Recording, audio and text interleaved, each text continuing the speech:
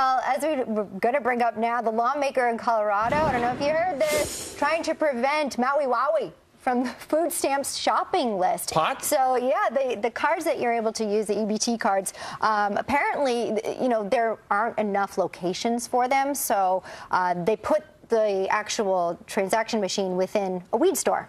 Yeah, so they said, the Colorado said, listen, we believe that you should not be buying beer with food stamps. They agree on that. So you should be buying pot with food stamps. So they voted 3-2 last Wednesday to allow ATMs and EBT cards to be used at pot stores because it would be too inconvenient. Right. Too inconvenient for people to have to go different places for the EBT cards. When just about an hour and a half ago, Brian was talking to a Colorado state rep by the name of Jared Wright, and he says the Democrats are against this. Listen to this. Their reasoning is that somehow this places an undue burden on folks that are using these entitlements. So taking their EBT card and trying to find an ATM is somehow going to be more difficult for them if we take pot shops off the list. I find that argument unreasonable. There are more grocery stores and gas stations and 7-Elevens around than there are pot shops still, believe it or not, in downtown Denver. So I don't think the argument holds muster. I think it's more of a political move than anything.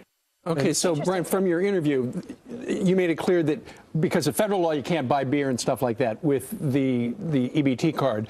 However, because Colorado and Washington State are unique because they're the first states in the union for recreational use of marijuana. Yes. You can buy pot with your EBT card. That's what they're saying, and he can't believe there's a pushback against it, and he thinks the more light he can shine on it.